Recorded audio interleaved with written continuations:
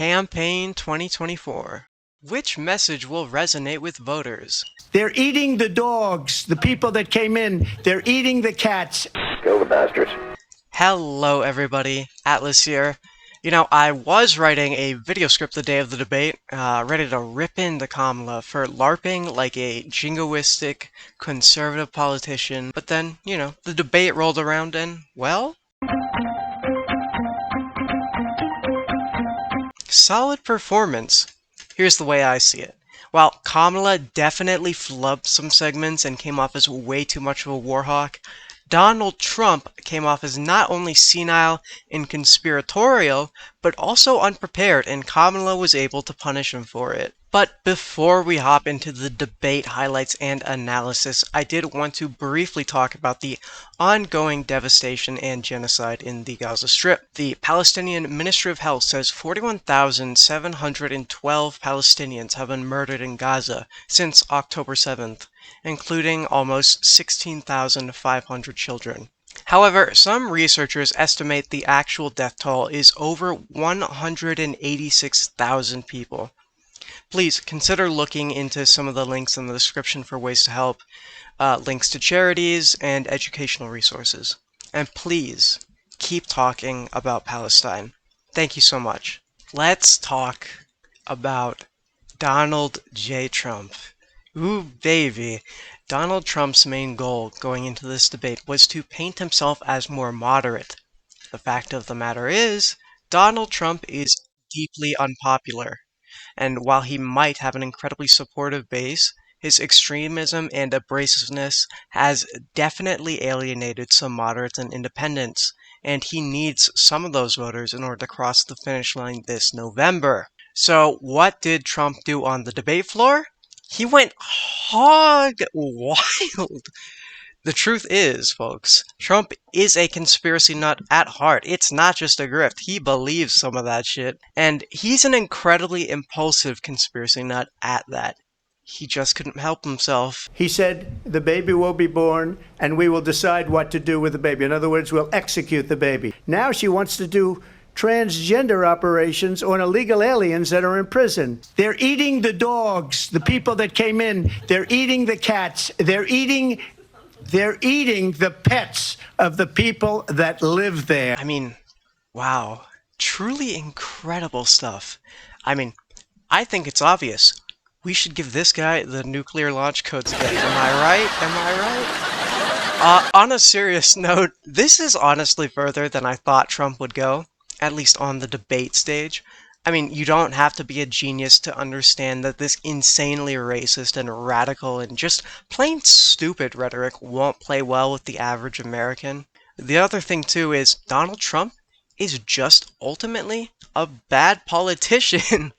Trump's abrasiveness might make him super popular with his base, but a good politician knows how to widen their coalition's tent as much as possible. He just doesn't have those political instincts, so while he may stand a chance against a reanimated corpse, he does not stand a chance when there's half-decent opposition on the other side of the stage. And speaking of on the other side of the stage, you have Kamala Harris. I'll admit it, she performed pretty well. I definitely expected her to do worse given the DNC performance and, her posturing and whatnot afterwards. But during the debate, she went on the offensive, which seemed to be the right play in this situation, because she was able to keep Trump under pressure for most of the night.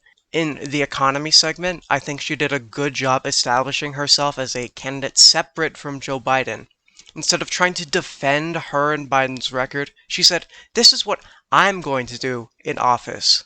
She also framed Trump's tariffs as a 20% sales tax, which is a good way of breaking down Trump's tariff policy for the average American. Y'all remember when Bernie Sanders tried to frame socialism as making sure every American can afford a decent hamburger? That's the kind of thing. That's the kind of messaging Kamala was doing. The abortion segment was the biggest highlight of the night, I think, with Trump really collapsing under the pressure from Kamala. And it kind of coalesced when Kamala talked about how tons of people leave halfway through his rallies. and that got inside Trump's head. And I'm going to invite you to attend one of Donald Trump's rallies, because it's a really interesting thing to watch. You will see during the course of his rallies, he talks about fictional characters like Hannibal Lecter.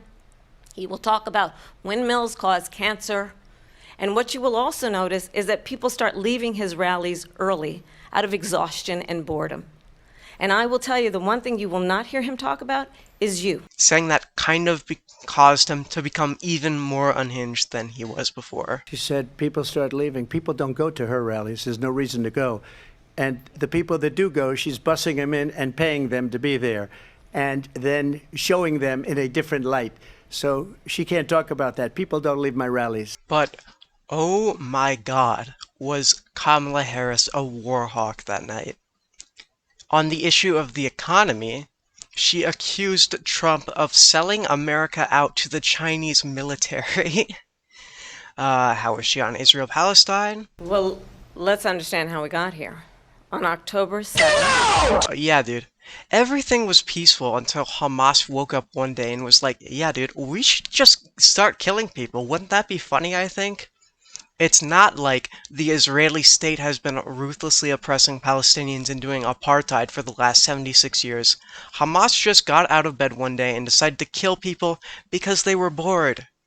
It's the exact same canned line every time. And then Kamala wrapped everything up in a nice big bow of American nationalism with her banger line from the DNC. Respecting our military and ensuring we have the most lethal fighting force in the world.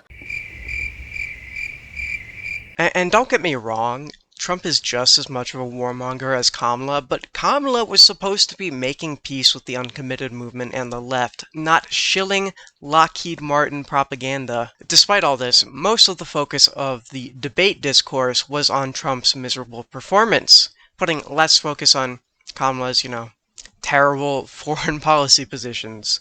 But overall, Kamala performed well. The debate has already bumped up Kamala's numbers in the polls. The question remaining, can she hang on to those numbers till election day? One other highlight of the night was the moderation. In the first debate, the one between Biden and Trump, there was virtually no moderation to be seen. However, these moderators were very proactive, and by that I mean they were actually fact-checking. The fact-checking of the moderators helped keep Trump in check and really highlighted a stark contrast between himself and Kamala. Good questions, good context, good fact-checking. Overall, good work on the moderator's part. Let's be clear. Kamala definitely made some big mistakes in last week's debate, but the mistakes Donald Trump made were far bigger. And while Trump might seem the slightest bit normal next to a reanimated corpse, he stands out a lot more with a semi-normal politician with the slightest bit of political savviness. If I had to guess how the 2024 presidential race would go based on the information I have currently, I would say Kamala would win. But there's still quite a ways to go until the finish line. That's all I have for y'all in today's video. Thank you all so much for watching. Your support means everything to me. If you enjoyed today's video, please consider leaving a like, commenting, subscribing, and of course, checking out some of those important links in the description. I hope you all have a fantastic rest of your day, and I'll catch you all in the next one. Peace.